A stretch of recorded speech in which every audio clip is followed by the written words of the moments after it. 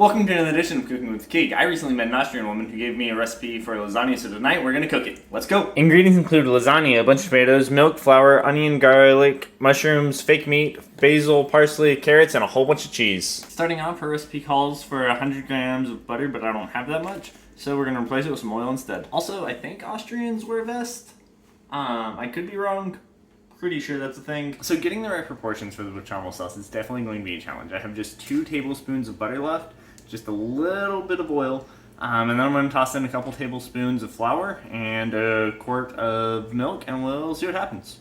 We're going to start off and let the butter melt. Then we're just going to pour in the rest of my oil, a couple tablespoons of flour, and then we will start folding in some milk. I don't know what it's supposed to look like. The recipe calls for nutmeg, but predictably I don't have any. I do have some allspice though, and that's basically the same thing. Great. I'm going to call that a boil, reduce it down to low. It is starting to thicken. If it doesn't thicken any more than this, I will add cheese. Just going to toss some onions down and some garlic. Bechamel. It's getting real thick. We're going to try to grate some carrots. Her recipe calls for 800 grams of beef, so I'm going to replace that with 24 ounces of beefless beef and a small thing of shiitake mushrooms. It's the same thing.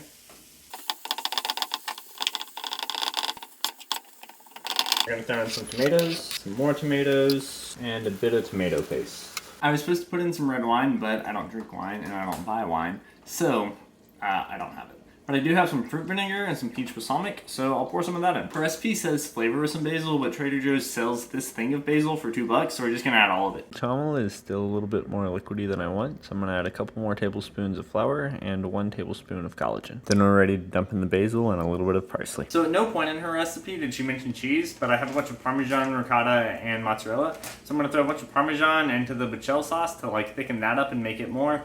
And then I'm just going to add layers of mozzarella and ricotta mixed into the lasagna itself as layers, but no idea. Here is the bechamel sauce in its normal state, so it's pretty thick. It's also very solid. I don't know what this is supposed to look like. I don't make sauces. Let's add a bunch of cheese to it. No! So the first layer is going to be beefy tomatoes, then uncooked lasagna noodles, and this abomination of bechamel. Alright, we're just going to throw some ricotta down, some mozzarella, more beefy tomatoes, some lasagna noodles. Actually, I'm now out of lasagna noodles. Perfect. Some more abomination sauce, ricotta. Oh, now some extra Parmesan, so I might as well. And now we throw it in the oven. 45 minutes. I realized now that I had a lot more noodles. I had just taken out a handful. I forgot I still had a box full of them.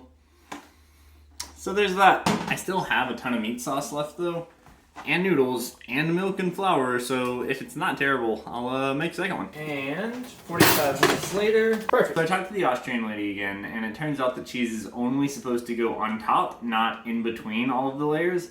Maybe that's an American thing, I don't know. I have a ton of extra cheese. Certainly not Austrian.